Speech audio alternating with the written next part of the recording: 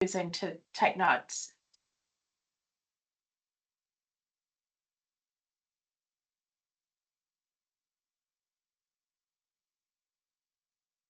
Oh, okay. Thanks, Nadine. Well, welcome everyone today. As with last time, we've got 2 hours scheduled, but I really doubt that we're going to take up that amount of time. So let's just get into the session 3. Firstly, how are people getting on with their assessments? We've got a number of people who have done assessment 1 and done really well in that, but we have only one person who's done assessment 2 and no assessment 3 yet. So are there any problems with getting that work done first off? Can I check who's done assessment 2? Because last time you said one person had done it, and I know I've handed it in since, so I'm just wondering if why it's still 1. Yeah, likewise. I've finished number 2 and handed it in as well. Okay, well, I went on to, I won't do it right now because it There's I 4 went on- submissions. Oh, 4 submissions. I only saw 1 today. Isn't that bizarre? Okay, that's cool. That's cool. Okay. Phew, I'm glad it's not lost then. Okay, and assessment 3, has anyone put that in, Nadine? If you don't name them, but just are there any submissions for that? Yeah, just give me a sec. Assessment. Okay, I've got something from Mark saying that you've started assessment 3, so that's cool. There's 1 finished assessment 3. Oh, cool. Excellent. Okay. Okay. So just keen to know if anyone's having any problems with getting that assessment work done. I know someone's phoned me and talked about just not having the time to get onto it, and I respect that. That's we've got busy lives. Yeah. And illness in our life too, Melissa, yes. Yeah, I had a bit of difficulty with 2, but look, got it done. It was a little bit over in terms of words, chopped it down with bullet points, still couldn't get within, but at some stage you've got to put it in. So, so 2 was in, 1 and 2's in, and just started 3. I think 3 might be slightly better looking at it than 2 in terms of time length and things to get done. I think the problem I had was that there was no regional council catchment CCCV for the areas. There was only 1 ever done, so there was nothing really to rely on. You had to build it yourself from everything. Exactly, and that was my issue, why it took so long. Yeah. But I don't know how you felt about doing that, but it was it actually helped you understand that whole process a lot better, I thought. Yeah. And assessment 3, there have been some questions that the exemplar has an additional column to what is in the template that we're using. And I'm not sure if Nadine's actually had a chance to change the quiz. I think there's a problem with if we change the quiz button, it changes that on all of our Moodle. It's not a simple answer, so hopefully there's just a note there to say that the template is accessed by clicking that quiz button rather than the button that says click for the template here. So I hope that's more understandable now. Okay. So off we go. These are the learning outcomes for the program, and what we're focusing on today is actually managing the biophysical and management risks associated with risk to fresh water from horticultural production systems. So it's actually doing something about it. and we'll be doing some splitting up into groups to do some discussion on some of the things that you might think of in terms of managing either the field trip or the case study property. And when you're in those groups, I can just jump into the groups to see how you're going with that. I can certainly be available to answer any questions should you need me. Oh, go back here. We're all comfortable with the terms biophysical or the term biophysical. We've got a very smart bunch online, so I'm sure everyone's comfortable with that. Biophysical are the things that we're dealing with in terms of soils, the aspect, elevation, climate, those sorts of things. And the management risk is what we actually do what we do to the land. And a key concept is this concept of land management units. So anyone got a definition for me of what a land management unit is? Just shout out or chat, throw it into the chat.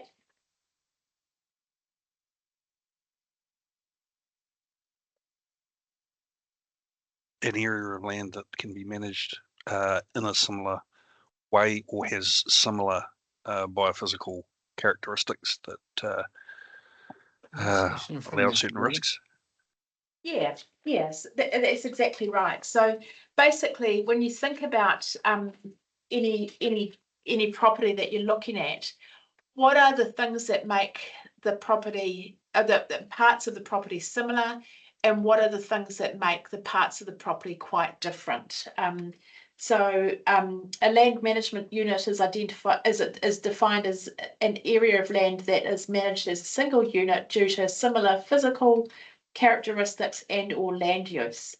These can represent either the current state of the land use or future uses, etc., etc., etc. So and in this example here, we've got the 4 land management areas. We've got sorry, I should use this electronic pen.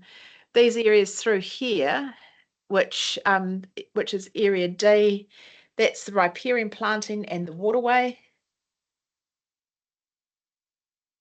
You've got area A here, an ash soil, probably very similar to the soils on the case study orchard and the field trip or virtual field trip orchard. The land is undulating and facing southwest aspect. Down here, you've got peat soils, so they need to be managed quite differently to how you'd manage these ash soils. And here you've got similar soil type to probably the ash soils in the land management unit A, but it's got a different aspect and it's been used for a different purpose. Therefore, those are the hay paddocks, therefore you'll treat them differently. So when you're thinking about a property, you think about all of those characteristics that make the property either similar or different, and separate them out if there's significant differences into different land management units. Okay. So some of the things that you can do to manage the risks in terms of nutrients going into the system, and obviously very, very simply, soil testing. And that's just a very simple auger and probably going to 10 centimetres, just the top, for pasture. In horticulture, we go down to 15 centimetres to soil test, but you can actually do quite much deeper tests should you want it. But you want to soil test separate land management units. So again, there's significant difference in terms of soil type, aspect, or land use.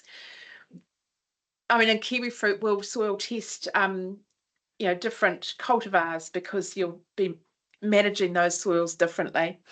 You want to look at soil pH because that really impacts on the availability of some nutrients. And the nitrogen testing, it's really something that because of the complexity of nitrogen, it's just really a snapshot in time if you do any nitrogen testing. But this photograph, the bottom photograph, that's something that's used very, very frequently in vegetable production. And this was the agronomist from a vegetable producer in Nelson talked about using this. And she's basically mixing up soil, shaking it up into a solution and getting an estimate of the amount of nitrogen that's available in the soil from that what looks like a litmus test there. So in this soil, she's estimated that there's probably 250 units of nitrate there, and as a result of that, wouldn't be applying any nitrogen fertilizers to the paddock that she's just prepared for just cultivated for planting some quick rotation vegetable crop. So not useful in perennial horticulture, but really useful when looking at the changes in nitrogen over the growing season of a short-term crop. And here we've got some, that this a kind of a plan in terms of from the the code of practice for nutrient management risk, a steps through plan in terms of what you're going to do for managing the nutrients on farm.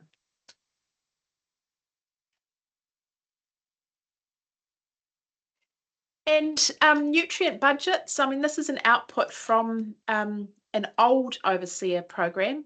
I haven't seen the most recent outputs from Overseer because, as I've just talked about before, they're not so useful for horticulture and it's expensive. But in terms of the nutrient budget, it basically allows you to determine what is happening with the as a result of your inputs. So, what's coming in from the fertilizer and lime. It's not. Yeah, what's coming in from because you might have some clover in your system, and what's coming in through the fixation of nutrients in the system, what's coming in from the irrigation system, and that's something that is some in I suppose in places down south now where they've got real issues with nitrogen in the water source, that becomes much more of a consideration in terms of inputs. But in Pukekohe, I know that because there's quite a bit of nitrogen in the water supply up there, just because of the nitrogen in the groundwater, the inputs into the system from irrigation really need to be taken into account. And then what you're wanting to do is to minimize the losses to both the atmosphere and through to water, because that 9 kilograms per hectare per year of nitrogen, that's just going down into the groundwater. You don't want that lost. And it also calculates what's going into the canopy and into the organic pool within the soil. It's quite a cool program, very complex. But as I said before, it's quite expensive to use in a horticultural setting. I think it's about $1,000 a pop. Meanwhile, you've got Andrew's SVS instead. Oh, okay. And that's where the nitrogen strips are used, because you model using Andrews and then go and test the soil and see just where you're at. Okay. So that's if you go and have a look at that SVS, Sandy, it's getting there, it's building its database up. So. Cool. Okay, and soil testing. And these are the soil test results for the virtual field trip that you went on. And one of the things is with soil testing, you can use that as an opportunity to mine some nutrients. And here you can see you know, the fertilizer inputs were just lifting the Olsen P levels in the soil, and over the years we've chosen to not put any further phosphate fertilizer onto the orchard. And we've just taken the soil tests on that block today, or not today, but you know, recently. And I made a note somewhere of what those soil test results were, and I think it was 66. So Olsen P is 66. So despite putting no phosphate onto the orchard,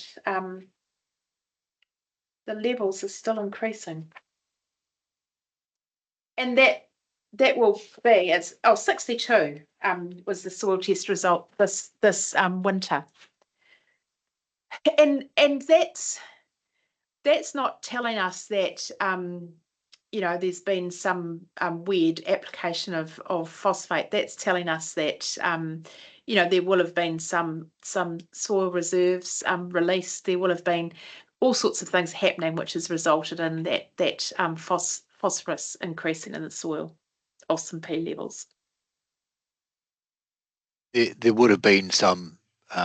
You'll always get some spatial and temporal variation within your soil testing results, Sandy. So 62 to me still says you're coming off the high. You're still sort of a slight trajectory down, but it's, you know, still high, so you can still withhold. Yep.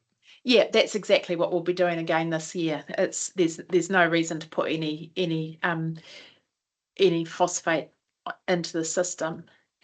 And you can see here, I mean, this isn't necessarily something to do with soil, you know, fresh water stuff, but we're also testing. These didn't used to be on a soil test, but we're testing, you know, just getting a snapshot in terms of copper levels in the soil, because it's cheap to do, and we use a lot more copper in kiwi fruit now. So just keeping a track of that. And again, keeping a track of that organic carbon, you know, so what is the soil health like, and a snapshot of what's happening in terms of the nitrogen in the soil. Okay. In terms of timing of application of nutrients, you know,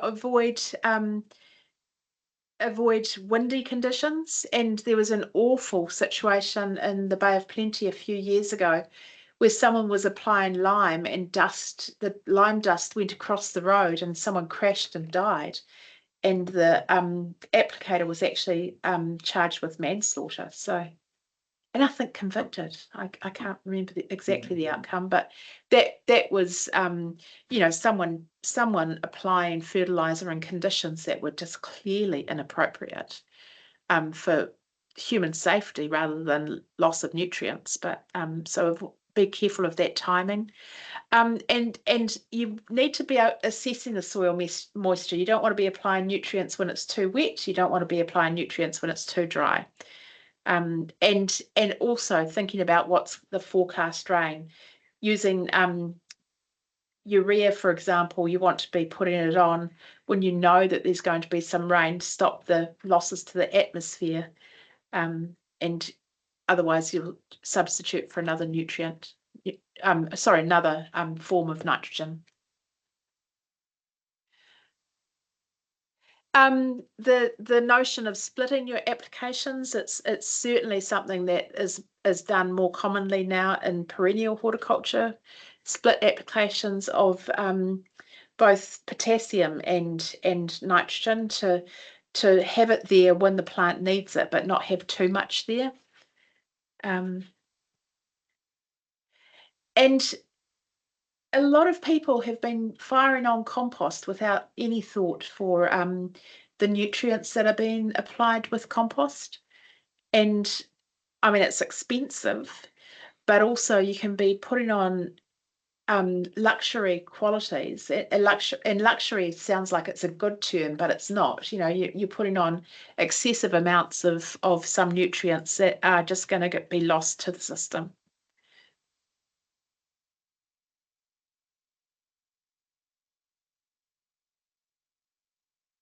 In terms of phosphate application, you know, as I've said, on our orchard, we've withheld phosphate for a number of years with no, and we've had a fantastic yield this particular year, no detrimental effects, and still a reasonable soil level of phosphate.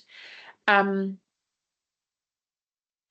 because phosphorus is you know, lost in the sedimentation runoff, you want to be careful about applying phosphate at the margins, you know, where, you know, water is going into, you know, soil sediment is flowing off into the waterways. And this is really important, I know, Calvin, for vegetable production, but you know, thinking about winter nutrients, that whole thing about trying to get vegetables growing in winter, I mean, the answer I remember when I was in math in Hamilton in 1987, doing my initial training, the math you know, ag consultant who was doing all the fertilizer recommendations, it was just fire that nitrogen on, because that's the way you're going to get plant growth. And actually, without the warmth, it's really hard to get that plant growth. But you've got to be really careful about the amount of nitrogen that you are firing on. And I think it disappears pretty fast in this weather.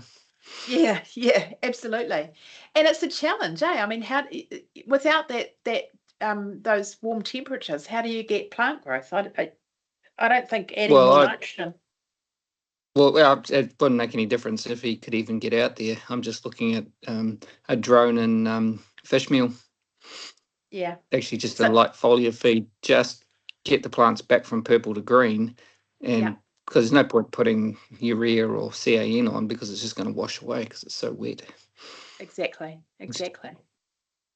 So that's our thinking. As soon as the weather settles again, we might just try some gentle foliar feeds and just see what happens. And drone applications, that's interesting. So no well, it's just the soil is so wet at the moment. I mean, yeah.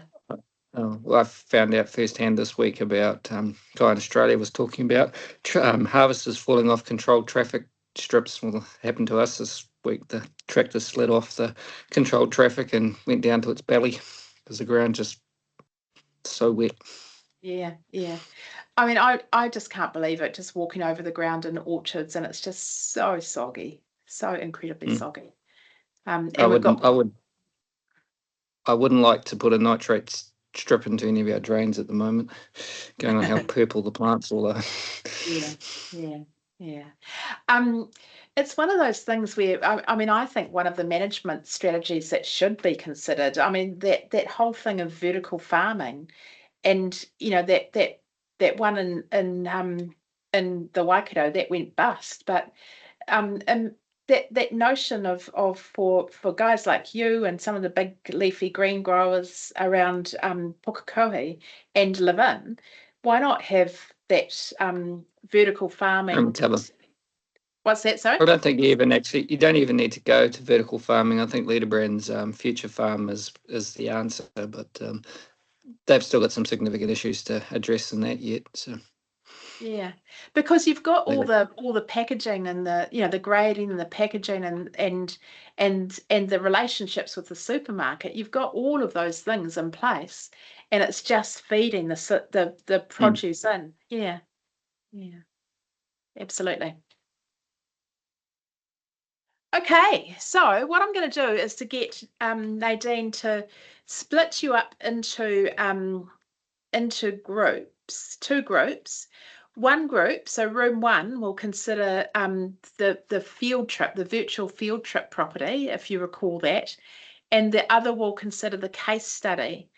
And what I want you to talk about is what you would do, what as a grower, to mitigate or manage the risks to fresh water from their nutrient management. Okay, so just 10 minutes, just quickly brainstorm the ideas that you would use. So, and once the rooms are set up,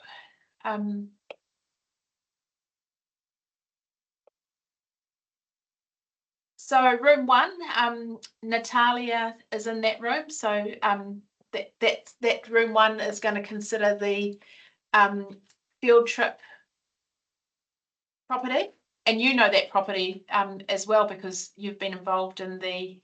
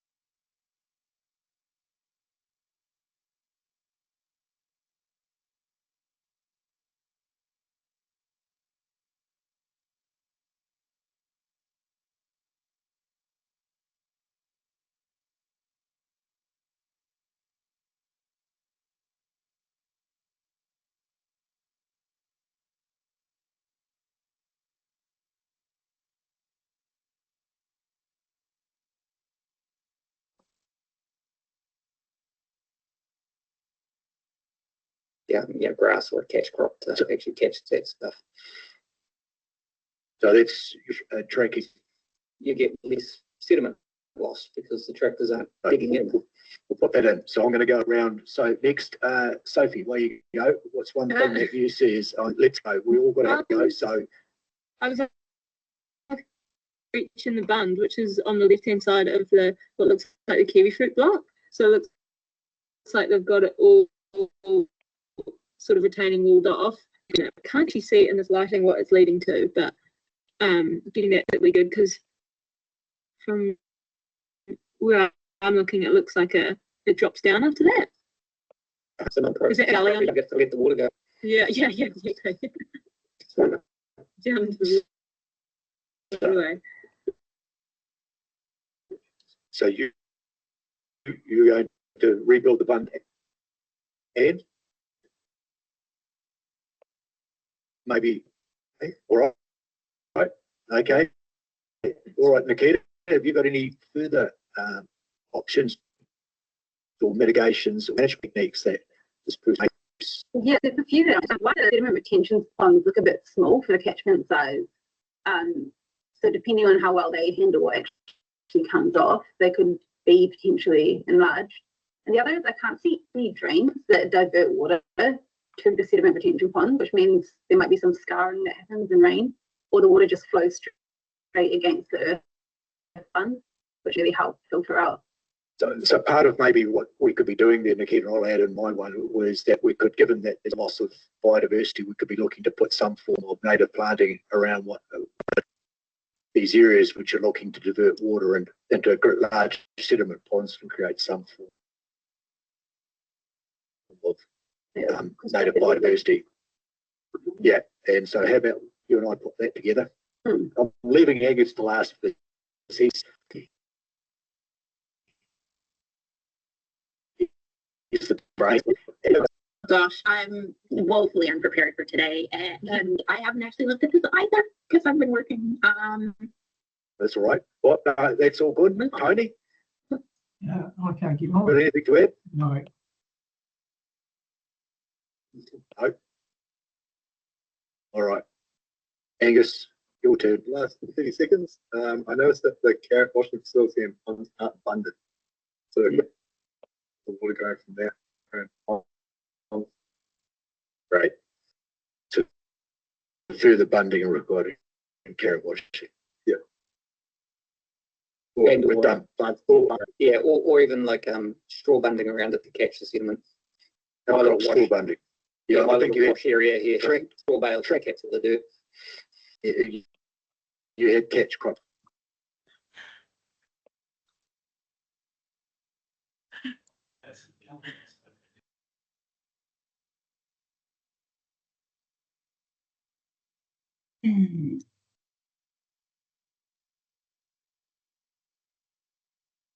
Okay, is that everyone back now? I can no, it's not.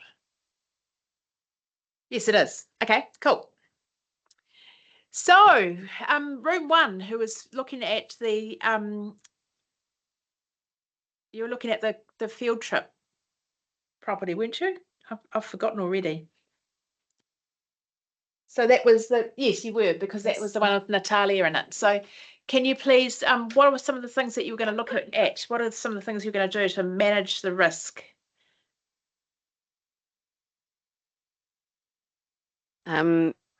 We were discussing knowing your nutrient status before starting any application of nutrient, so soil tests, knowing what we possibly might lose over the season and applying the appropriate nutrients at the right time, ensuring that we're looking out for forecast weather to ensure we're not losing nutrients straight away.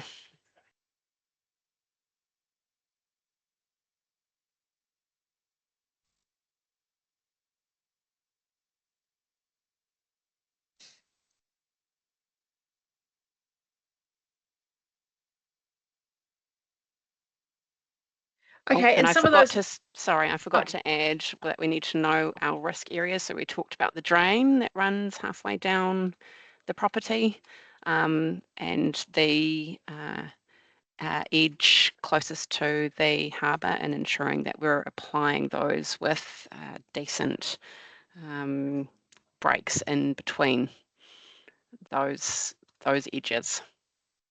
So not applying to margins, would that be? Yes.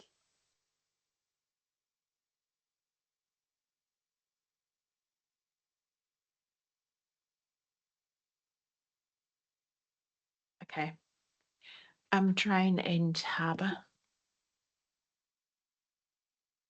And I was thinking the other day, I mean, the harbour's not freshwater, but it's still an important thing to consider, isn't it? So while it's not part of this micro credential per se, it's still something that because it all goes there eventually, and that's what we're trying to avoid. And the losses, what are some of the losses that you might experience? Because you've got what's exported off, so yield.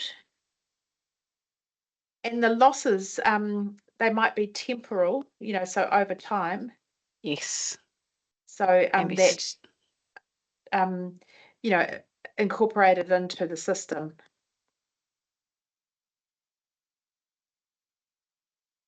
Plant structure. And also the soil Erosion. microbes and stuff. Yep, and also erosion. And that losses. There was one year that there was really heavy rainfall. It was probably 200 mils of rain we got in November, just when people had put on their second fertilizer application, and the growers that actually thought about that and applied more nitrogen and then applied more phosphate after that, they had a better yield because of all those losses that had gone, I'll call it drainage, gone through the system. Okay. Right, room 2, you were looking at the case studies. So just talk about additional risks that you're going to look at in this, what else did you have?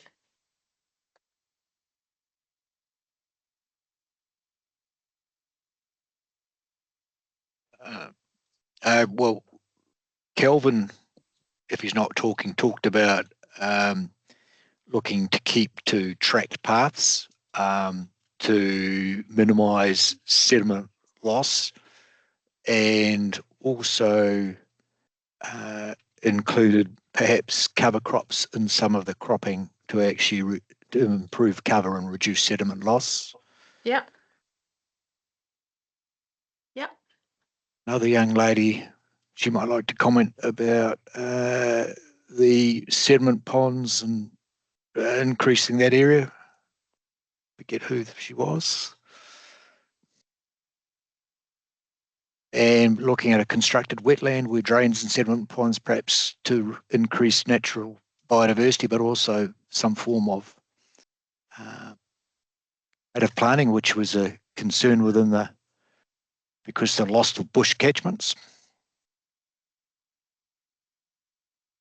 And I think it was Andrew came up with the carrot washing facility was not bunded. So further bunding. And also another lady talked about repairing the bund that had been breached.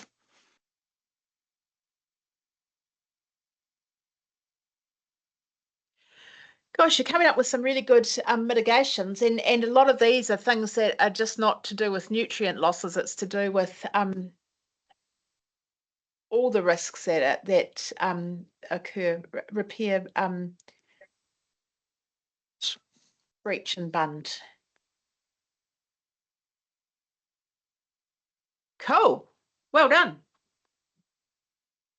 Anything else? Well, I think, Sandy, it would be fair to say in a cropping situation that your biggest source of nutrient loss is via sediment.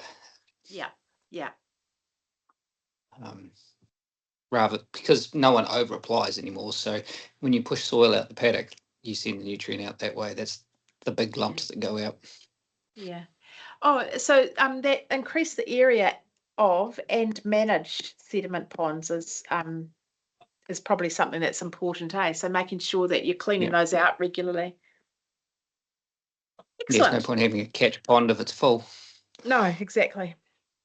So let's go back to the presentation. Okay. And I think rather than set up a fresh whiteboard, we'll just add to that as we go through this. So now we're going to talk about the mitigations to stop those flows of sediment out of the property, because that's what's causing the the lack of clarity in waterways, and also taking with it the phosphate. So focusing on those erosion-prone areas, so tracks, cutaways, setting up temporary sediment traps, all those things up there are all mitigations that can be taken to control those. And think about those ephemeral pathways. So it might not be tracking water right at this moment, but it becomes a critical source area, and if there's flooding, and I mean for those people in the Nelson area and also Taranaki over the last month, the water that would have been moving through areas that, I think a lot of, is anyone on the call from the Tasman region? Yep, I am. Yeah, so, of course you are, Anna. Yeah. Duh. But that whole thing of, the whole place became an ephemeral waterway, didn't it? Yeah, pretty much. Yeah. Yeah. There was water everywhere, and now people are having issues, obviously with contamination on their properties. From where the river flowed has left contamination behind. People's bores are contaminated, so there's been quite an increase in sickness. Oh gosh. Yeah, and bores are getting tested for E. coli, and a lot of them are coming back positive. Yeah, so it's quite a big. I hadn't really thought about it, but yeah, it's all the water sources have suffered some form of contamination. Yeah.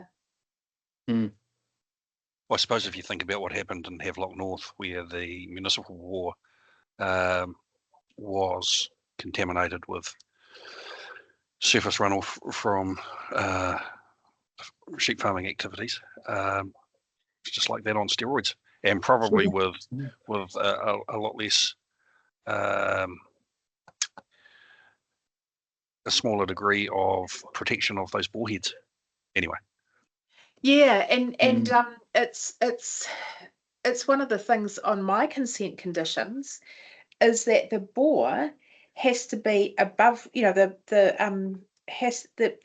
not sure what the bits of it, the pipe that comes, the bore has to be out of the ground and encased in concrete, so that there is no risk of water getting in there, contaminated water getting into it.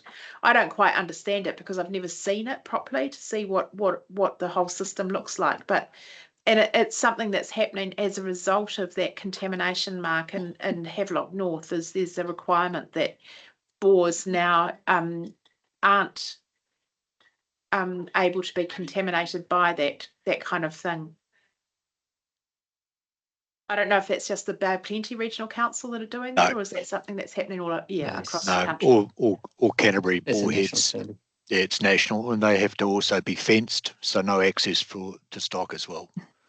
Yeah, which you kind of think, oh, all this regulation, all this red tape, blah blah blah blah blah, but people died, and people could be dying in Tasman as a result of this flood for just by drinking a glass of water. It's pretty scary stuff, and we don't want to be responsible for that.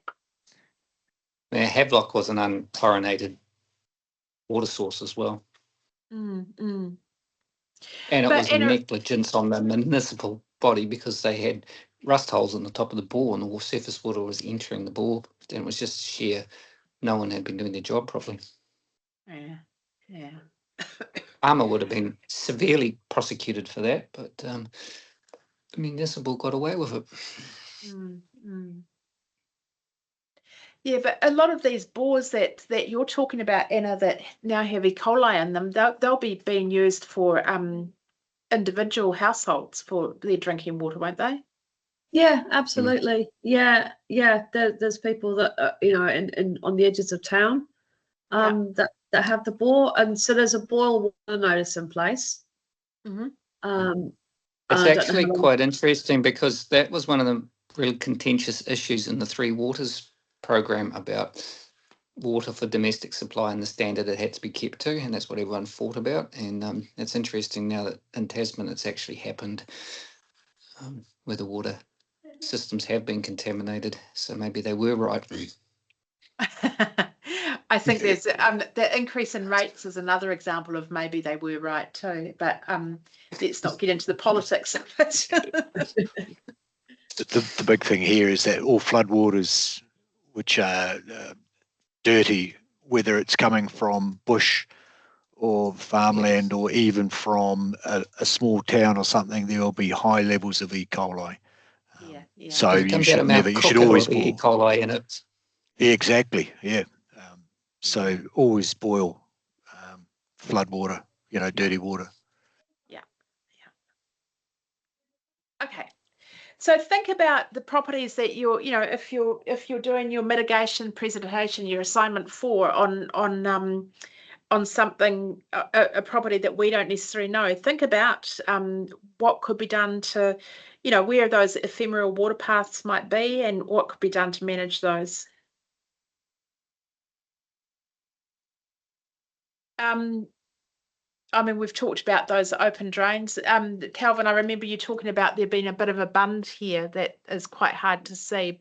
That's stopping the flow of nutrients straight through into that drain, which is a sensible thing. But I'd prefer to see not quite so much cultivation right up to the side of that drain. I don't know how other people feel about that. Yeah, that's an interesting one, isn't it, Sandy? Because, I mean, that's quite an industry standard, I'd say, that paddock, looking at it. If you went around any of the major growers, that's about what they would do. And it's probably been graded off with a machine to a certain camber. But as I say, it would stop a normal inch of rain, but if you had 150 mils, it may not be sufficient. And those 150 mil events are becoming more and more frequent, aren't they? Yeah, we had one last week. So. Yeah. Hey, Kelvin, just your comment on it being graded off.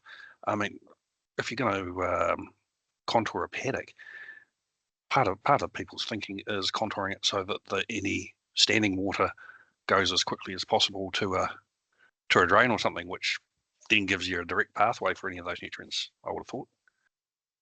Yeah, well, in the vegetable industry, it's now agreed that you contour it and you head it to a soak pit, either a straw-lined pit but I suspect that one's just a foot lower than the bank, so that it holds the water back for 5 minutes.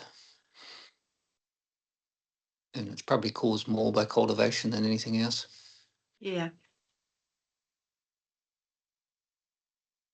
It's an interesting debate. On our ground, it makes very little difference, but looking at the slope there, I would say you could have quite serious soil movement in a 150 mil event. And when we bought our property, the drain was it was herbicide strip all along there, and there was an additional row of kiwi fruit that we pulled out because we just didn't think that you could manage that riparian area well with that additional row of kiwi fruit. So those sorts of things, people trying to get the most out of the productive area and as a result not necessarily doing the best for the environment. And I think, Sandy, that does come back to costs as well. You know, with land values gotten as high as they did over the last 20 years, there was sort of a drive to plant maximum area and Yeah, yeah. And spray the drain off so you could keep it as narrow as possible. And yeah. And I mean, things are still tight for vegetable growers, and so there are those economic pressures. It's hard, you know, that's saying it's hard to be in the be green when you're in the red. It's pretty challenging. Yeah. I can. Oh. Sorry, I was going to say, Sandy. I can remember as an analogy, people when they first planted shelter belts would step out a metre of a fence line and whack in their shelter belt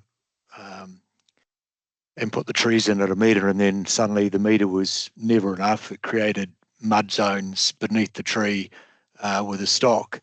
And probably after 10 to 15 years, farmers and advisors and consultants like myself, we went to 3 metres. You had far better environmental conditions in terms of the stock and also what you were achieving in terms of shelter. And I'm just thinking with your setbacks, the fact is if you're losing soil, there's all your value going. So that more than trumps the value of the extra metre, 2 metres or whatever that you've actually set back. And that's what the farmers said in regards to the shelter belts. So just, there's something from a historical point of view with an analogy. Yeah. Makes sense. Yeah. The thing is, I can remember in the 90s, we planted every square inch of the paddock. And if it turned wet, you never harvested those edges because it was so wet you couldn't get near them. We ended up driving all over it because you were stuck. And it was just, better not to plant it, leave it hard with grass. Because like this weekend, one of our tractors fell off the controlled traffic strip and went down to its belly. And the only way we could get it out was long chain and pulling from up on the hard. Where if didn't have the hard at the other end, imagine the mess we would have made. Yeah. So that whole thing of catch crops to sequester nutrients and also cover that bare ground. And I still remember with the Franklin Sustainability Project in Pukekohe that whole notion of planting oats between crops was just, the growers just were, what? You're expecting us to do that? And now you just see it happening all the time. And I still remember a grower talking about, I said, so do you harvest the oats? And he goes, no. And he was picking up the soil and he goes, no, I need it to go into the soil. I need it as organic matter, so that whole thinking has just changed so much. This whole thing about contour cultivation and the strips, so these are pretty amazing images from offshore, I think, but you get the concept where there's the sward to stop the nutrients in soil moving, and cover crops and under perennial crops as well. And that sort of thing has become a lot more common. I don't know, Angus, is that happening in pip fruit as well? It's certainly happening a lot more in kiwi fruit, where people are actually planting up the entire area, and so no longer is there the herbicide strip, which sometimes used to kind of come out way out here. It was wide, so there was just one tractor width or one mower width down the middle. It's starting to get there. But the old kiwi fruit, the old apple block's starting to get there. Been pretty good. Yeah. But unfortunately, one case I saw was they planted it too soon, and it started competing with the young apple trees. Yeah. So there's a fine line in there. And you look at the trunks of these kiwi fruit vines actually, and you wonder if that might be the case in here. Look at some of these; they're quite tiny. But then you've also got the problem of establishment once the trees are established. I'm just remembering when this photo was taken. It was an organic block in Te Teko that had to be replanted because all the vines died. Yeah, and the grower planted this cover crop. They've got that for the benefit, the beneficial insects and things through there. The viticulture industry is well into it, that's for sure. Mm. With the likes of Charles Murfield helping a fair bit there. Yeah. We had an orchard around here that planted sort of cover crops and stuff in the rows for the beneficial insects, and it was great. It was lovely, but then it really impacted on the labour.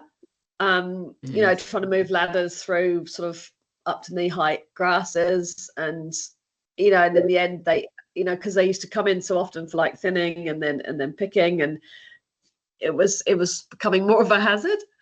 So Yeah. I guess there's a balance. Absolutely. It Absolutely. Seed selection mix. It's maintaining the sward, the canopy, the cover crop at a height is the difficulty in kiwi fruit. Yeah, yeah. Because you pass over the land, so the row crop can't get high enough. And I also remember when we were looking at a whole lot of cover crops to plant in the mid 90s, there were some crops that actually were susceptible to some diseases that you didn't want in the orchard. So you've got to make sure you select your cover crops really carefully so you're not introducing a problem into the orchard as well. And I mean, we've talked about riparian planting, but that's certainly something that is a way to manage that movement of soil through into the waterways.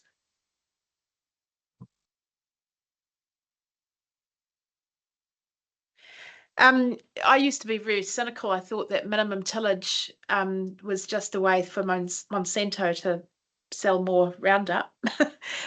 but when I was doing my degree in the 80s, it was the next best thing, and I mean you can see here with the stubble left, and that's not being cultivated in to such a degree. It's protecting the soil, but it does require the use of herbicides to get that control of those weeds before you plant your crop. And it's very monocultural too. Yeah, exactly. Yeah.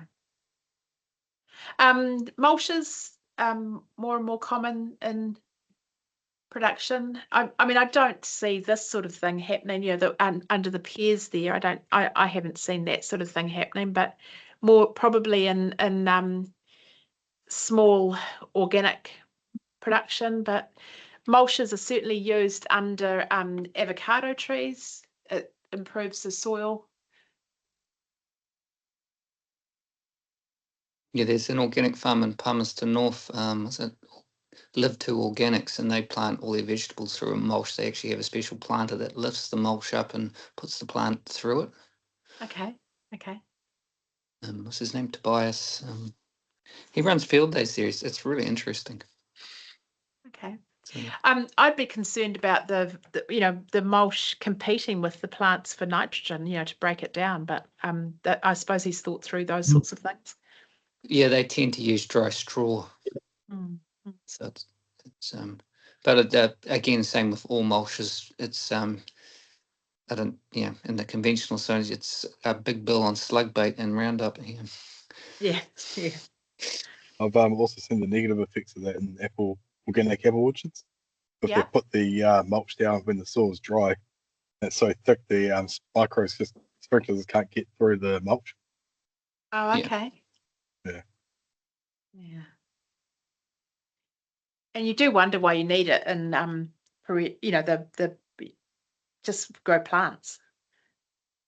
And rotational cropping is obviously a way of making sure that you're using the soil as much as possible, using that land resource, but also doing things to improve the soil structure as you go.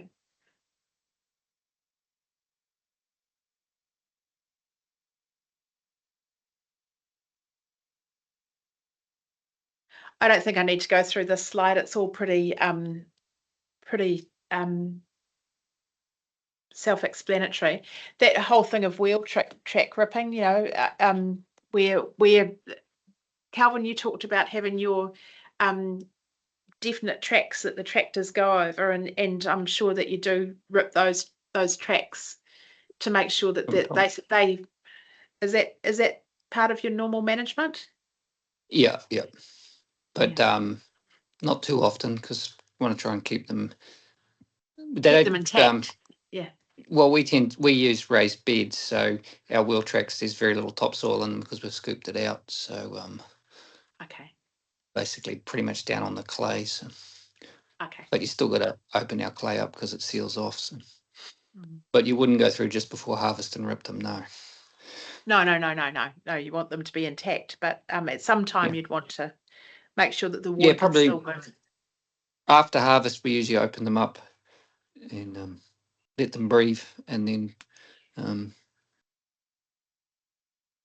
shallow work the beds again, and either cover crop them or just fallow them for a short period and replant them.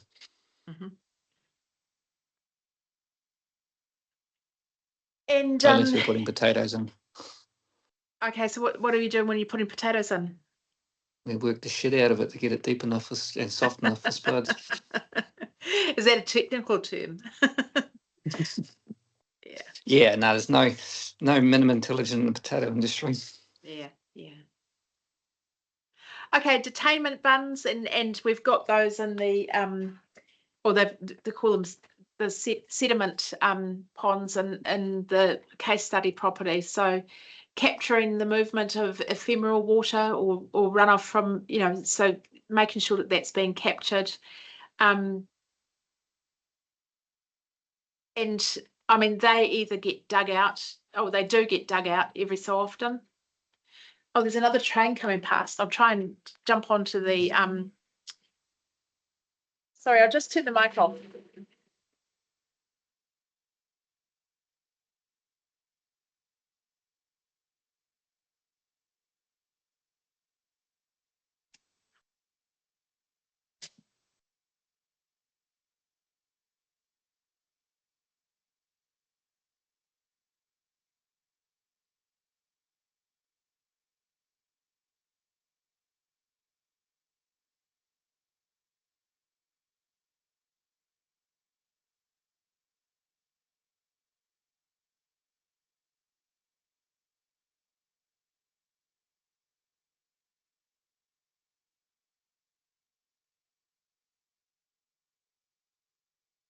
Gosh, that was a particularly long train, not just the logs, but a whole lot of other carriages at the end of it. So, but you know, this whole thing of sediment traps, you know, a very simple system just here, which is stopping the flow of water through that system.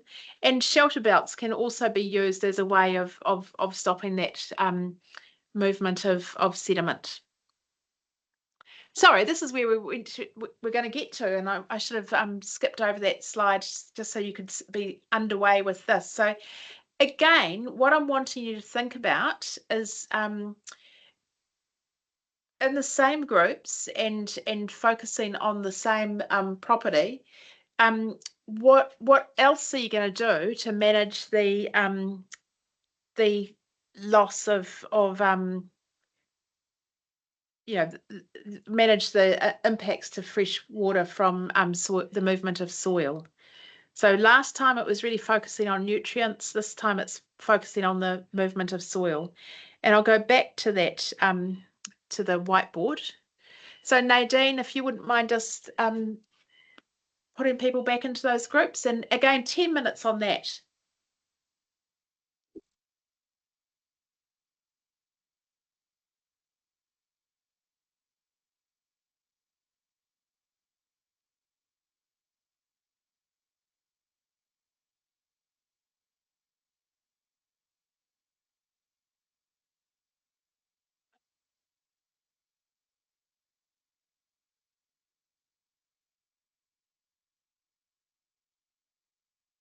Yeah.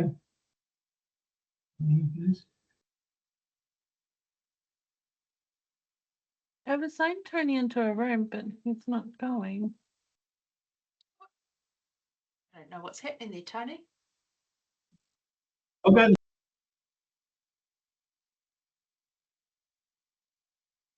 Awesome.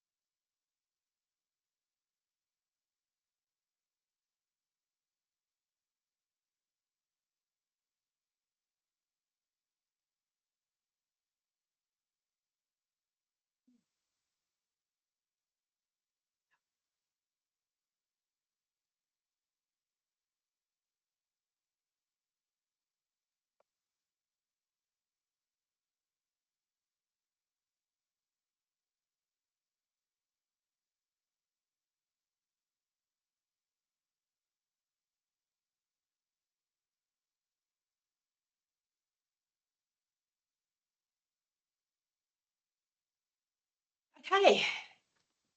I realise I probably gave you a bit too much time in that breakout group because there's probably a whole lot of things that have already been covered. So what were some additional mitigations that you guys came up with? So room 1, looking at the field trip property.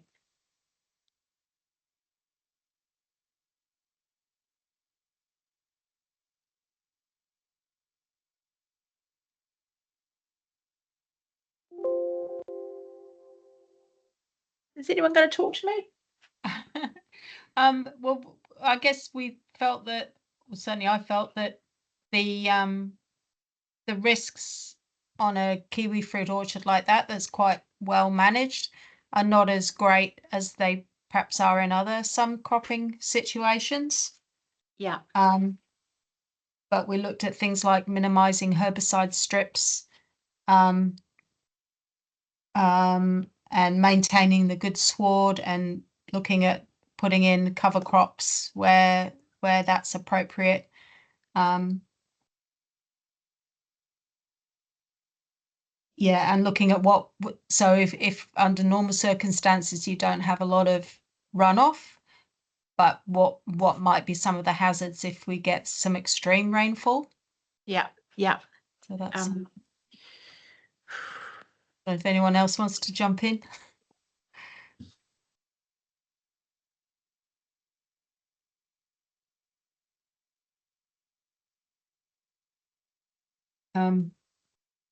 Yeah, things like maybe increasing the margins along the drain there would be something that you could potentially look at, particularly for if there were extreme events.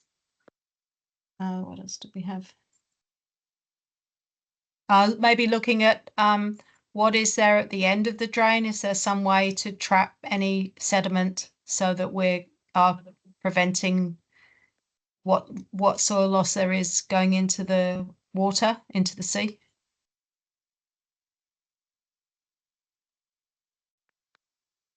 Yeah, I think that's everything I've noted down. Okay. Cool. And what about you guys on the case study property? What are some additional things that you would do?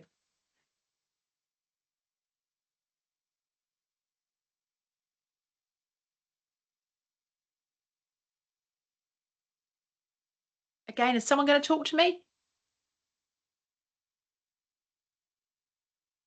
I was hoping Calvin would jump in there. Yeah, I just had to get my phone unmuted. Sorry. Oh, there he is. Yeah. So we just looked at, probably expanded on some of the stuff we talked about earlier, and about around the filtration of that runoff water from the ponds into the waterways. Yeah. And investigating what the flows would be like in heavy rain events off the glasshouse and etc. And yeah, and then obviously there was concerns raised about were the bunds sufficient in extreme conditions? Possibly not. I'm running out of room here.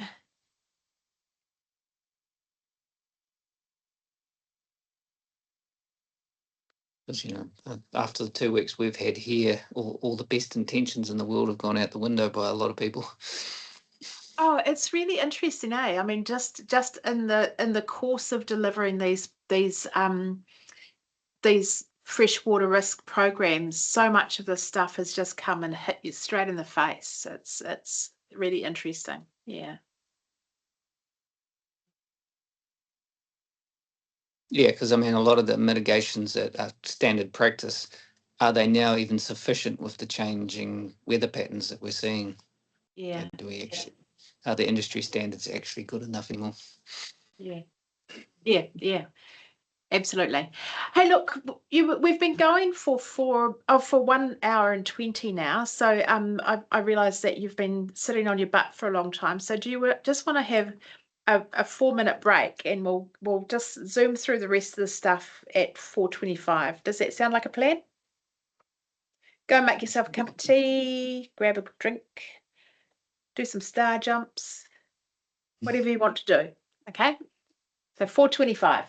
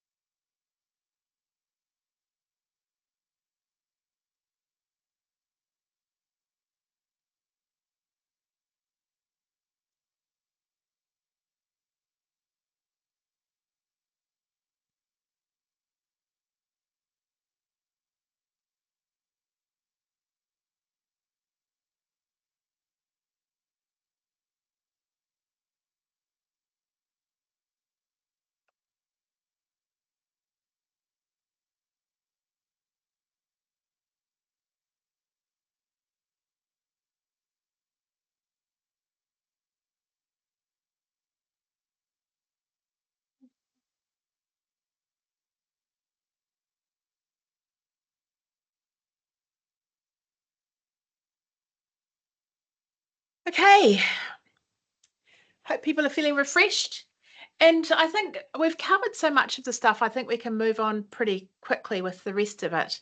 And one of the things that was talked about as one of the mitigations that someone could take was that whole thing of wetland restoration. And there's some fantastic examples of these where regional councils are working with vegetable growers in Horowhenua, working with dairy farmers in Paengaroa or Pukahina more, to actually, they've purchased farms and looking at that wetland restoration to impact on the fresh water.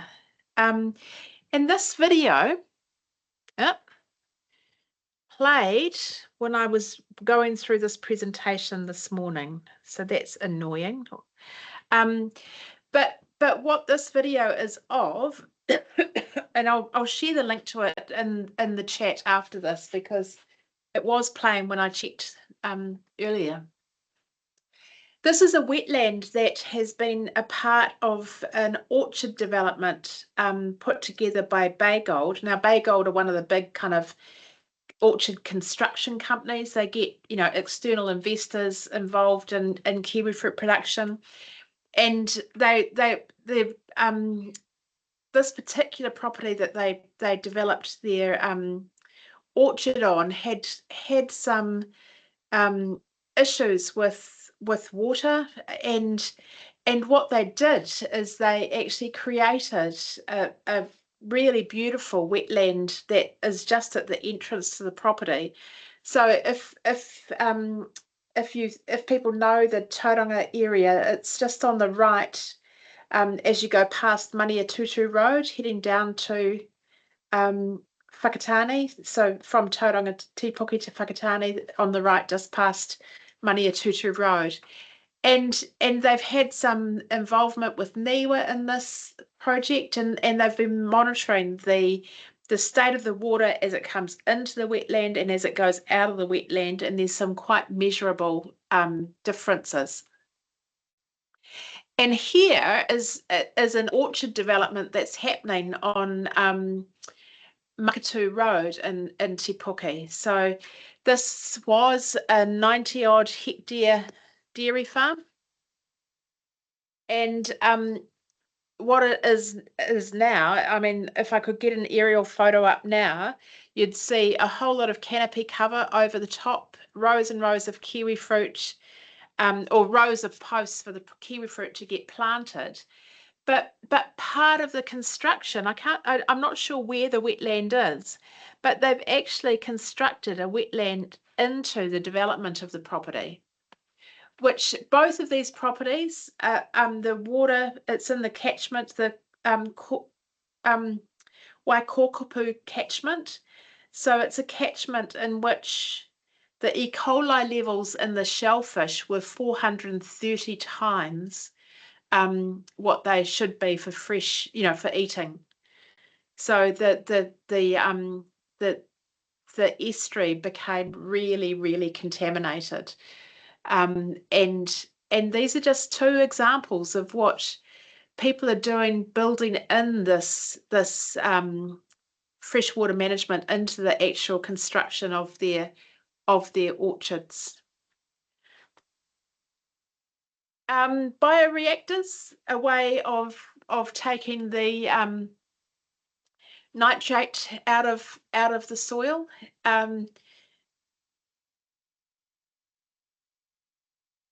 It's pretty. I mean, the system is actually pretty simple. I don't know of any examples of this. Do you know, Calvin, of this being done in New Zealand? Not that I've been involved in. I think there is Tallies might have one in the South Island. Okay. I might have to do some research on that. Yeah. No, they've got something at their big factory in Ashburton, but I don't know, because that's in the middle of their farm, so I don't know quite sure what they do there. Yeah.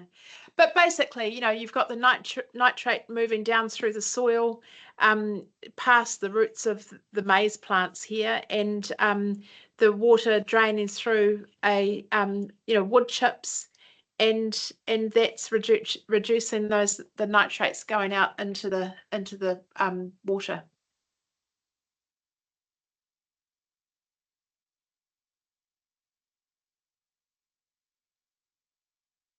And managing stream banks by you know, the placement of rocks, groins, just managing the water flow along those stream banks, you know, so much better than this here where the water is constantly eroding that, you know, that's protecting the stream bank, and that's, you know, minimizing the speed of that water. And I think you know, that whole thing of the movement now to take water back to the original paths. That was something that was certainly found with Cyclone Gabriel. You know, the rivers that had been straightened, the force of that water coming down that system just was so strong. I don't know if you want to comment on that, Angus, but you know, the straight rivers just were not useful in that example. Yeah, no, it's just too much water, too much power. Straight Yeah. through. Yeah, absolutely. And you know, that whole thing about, you know, decent sized culverts, and see it here, the culverts, you know, really good sized culverts, but also the stones there to manage the flow of water out of that culvert.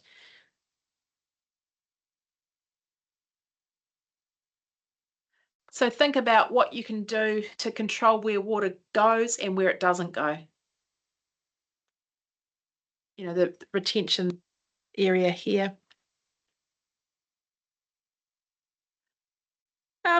Irrigation, that we've talked about that previously, but making sure that there's always that buffer, so that when you're you know, that there is some availability, and it's hard in soils right now to have any buffer. I mean, that second lot of rain that you guys got in the Tasman district, Anna, that just went straight. I mean, it had nowhere to go except across the land.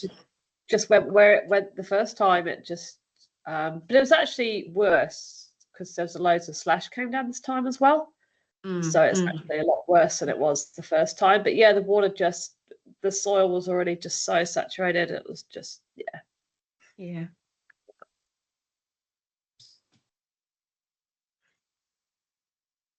And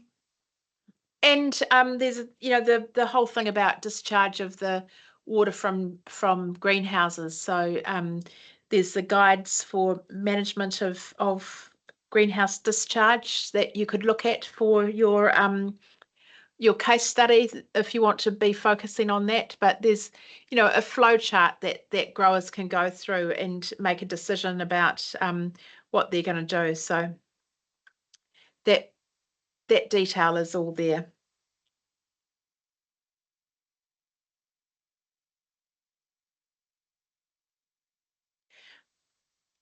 There's another train just going to come through. I'm not going to wash water again. There's a code of practice, so read through that code of practice for any mitigations that you might put into the your assignment for the veg, if you're wanting to focus on that case study property.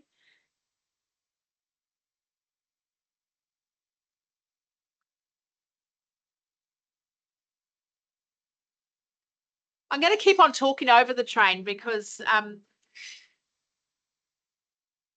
oh, it's only a very short one, so it's not going to be a problem. But making sure that you're keeping all the records, you know, so record keeping so that you're able to inform future decision making. I was really interested in one of the properties that we did go to on a field trip.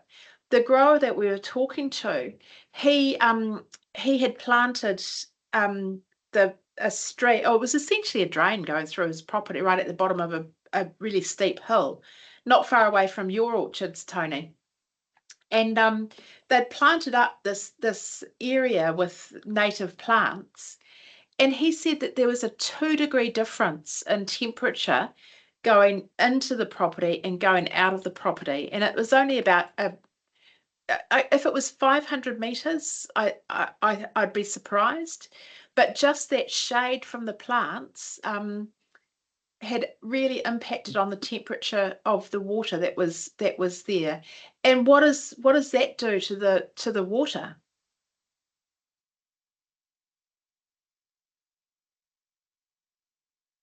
potentially more oxygen carrying ability. Absolutely. So lower temperature, more ability to hold oxygen. So it's a better environment for those you know, aquatic animals that you're wanting to you know, have live in that environment. And don't underestimate the power of catchment groups in terms of what data you can collect with that collective monitoring. So there may be opportunities for gathering data from the catchment group to support, you know, it might be supporting future applications for some activity you want to do, but having that data to help help you in that is going to be incredibly useful. And I was going to break into another breakout group, but I really don't think we need to. I think we've kind of covered all of the aspects of risk mitigation from those two properties, unless anyone can think of something more that we need to think about. So managing kind of other risks. I suppose things like fuel storage,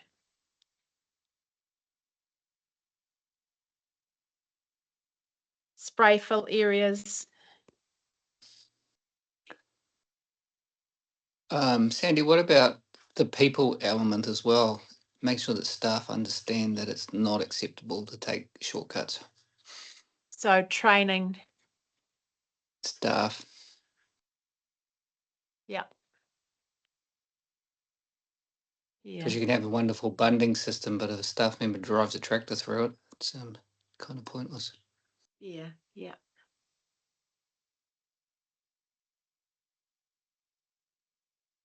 Anything else that myself as the owner of that particular property that we did the virtual field trip to, or the owner of the case study property should be looking at to manage the risk to fresh water? One of the things we haven't talked about is plastics. So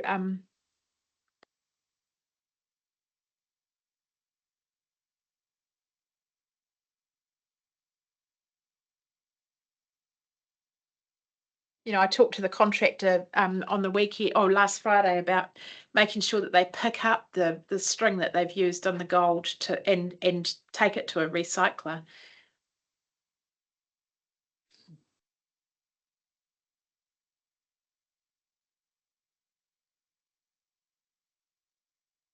Can you think of anything else?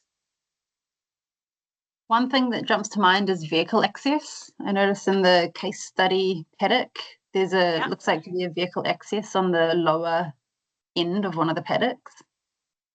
So the water and sediment could run out. So shift the vehicle access. Yeah, or have a raised, it could be raised for all I know. It's hard to see from the map. Okay. Okay.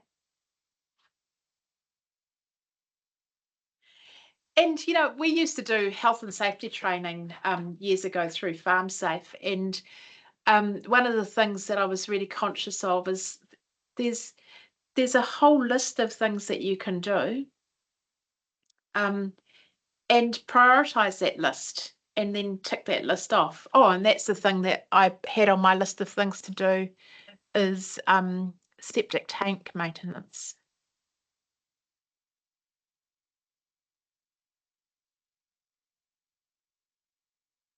And I've found an organisation, you know, I've sorted out what needs to happen. And that was one of the things that I had on the list of things from developing my freshwater management plan.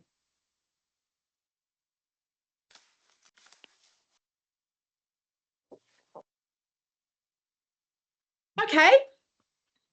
I think we're done, team.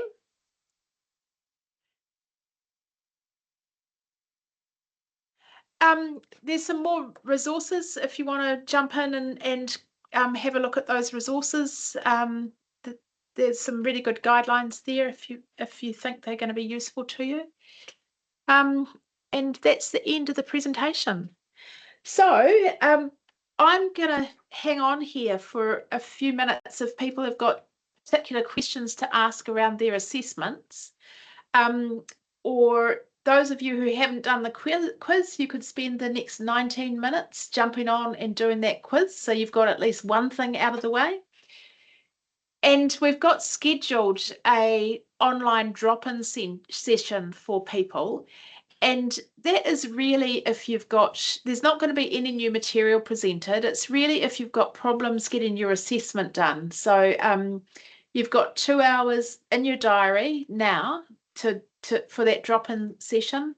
And I'm quite happy to spend that 2 hours just sitting here while you're working through your assessments and just asking me any questions as you go, okay? But you certainly don't have to attend that if you're doing well with that whole thing. There is also a course evaluation form that's now up. It's under the if you click onto the online session, there's a link to the course evaluation. So it'll be really nice to get your feedback on how this course has been. So yeah, those of you who want to stay online, feel free to, and those of you who want to go, I'll say goodbye, and nice to have seen you all. See you if you want to tune up to the online session, the drop-in session, but you don't have to. All good? Thanks, Sandy. Thanks, Sandy. Thanks, Thank Andy. you so much, Sandy. See ya. Thank you. See Sandy. ya. See ya.